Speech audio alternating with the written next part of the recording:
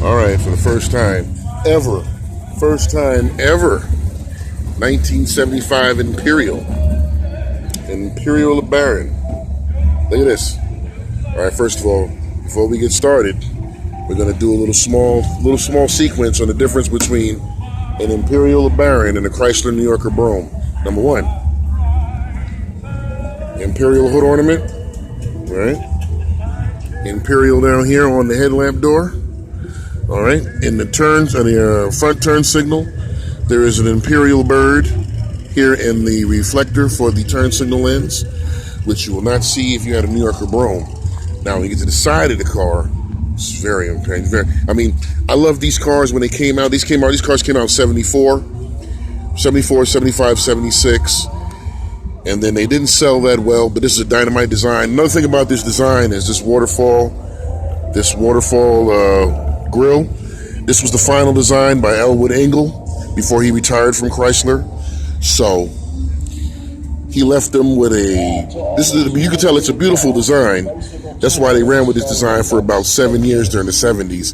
Even when it didn't sell it well as an Imperial, they just rebadged it and then changed it over to a New Yorker Brougham. But there's also body issues that you have to keep in mind, right? I come up here. VIN code is going to be for Imperial for this. But if you got one after 1976, 1977, the VIN number is going to read for a Chrysler. Okay. Roof. Now we look at the body. The entire body is about the same. You got the fender flares. I'll get to the rear when I get there. You still got the same door bulge on both of them. All right. Interior. Pillbox seating.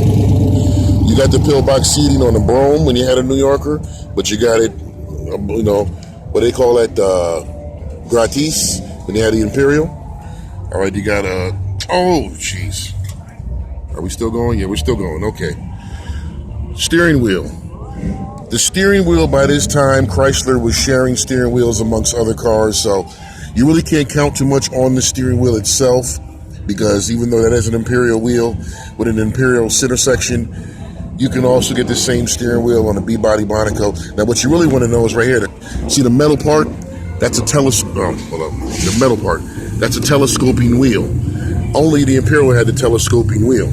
Now, when they get in here, what they did was they changed the stereo, but also this car would have had automatic temperature control.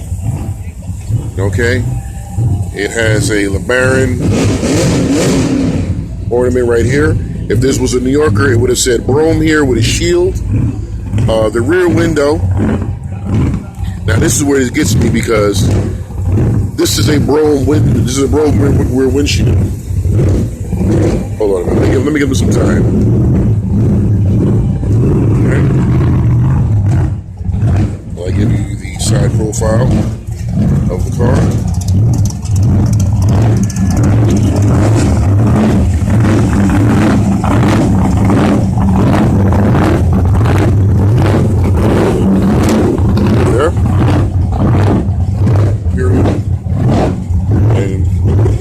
If you had a New Yorker, this would be a Chrysler Pentastar right here. Once again, it would say New Yorker here in bold script. New Yorker Brougham. Now, like I said, the car's passed. This rear windshield, this is a Brougham rear windshield right here. So that's why you can see it's recessed between the vinyl panels. If you had a New Yorker, you would have not gotten this rear windshield. Your windshield would have came out all the way to the D-pillar and then came down and then went along the bottom of the car. New Yorker Brougham, there. You'd have not gotten that rear windshield, right? Now, there's this portion right here. This is a carryover from 1963 New Yorker. This right here, this glass, see? When it butts right here. If you go look at a 63 New Yorker, 4-door door frame, you can see where this glass comes from. It's not the same piece of glass, but it has the theme to it. All right?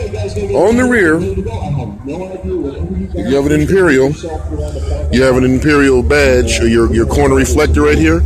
If you have a New Yorker, this is just going to be a long rectangular bar, and that does the same thing. Right?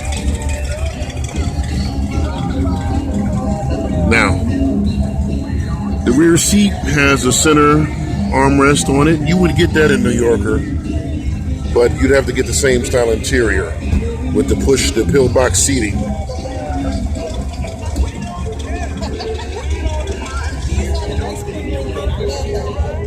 Automatic. When these came out, there'd be a switch to operate the power antenna. But when you change the radio, you can wire this to happen automatically off of new radios with a 3-volt feed that comes out the back of the radio. Imperial on the fender. All right.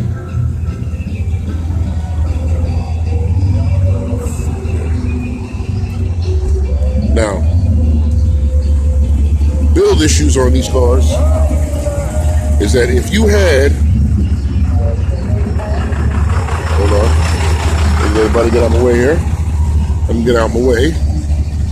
Oh, okay.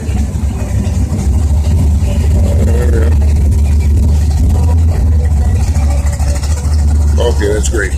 So, anyway, back to the Imperial. If you would have had yourself an Imperial LeBaron, 1974, 1976, this car,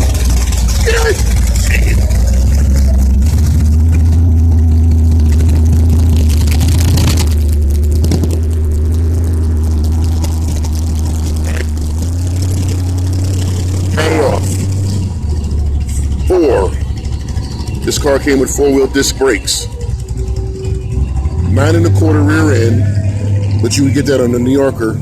But what you weren't getting on the New Yorker, you were not getting disc brakes. This car had disc brakes on it. So when you look at we didn't have the hood closed there, but if the hood was open and you look at the brake setup, there'd be a combination valve and a proportioning valve, because this would have 4-wheel disc brakes. And possibly, I'd have to look at the build sheet, because the build sheet would be mounted right here, that it may have anti-skid brakes also. I'm not really sure if Chrysler put that on there in 1975, but definitely 4-wheel disc brakes, which is a rarity in this car, and it's relatively clean.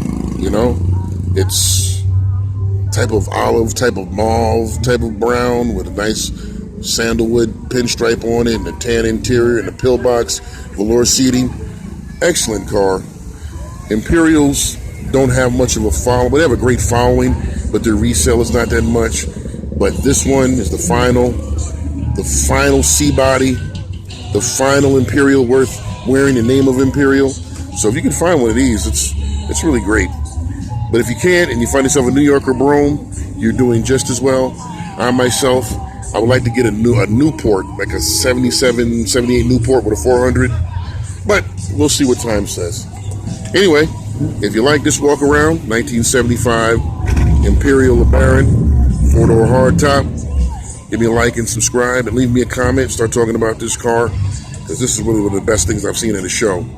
This is why when you come to these shows, you never know what you're going to see, but I'm always impressed with what I see. All right, thank you.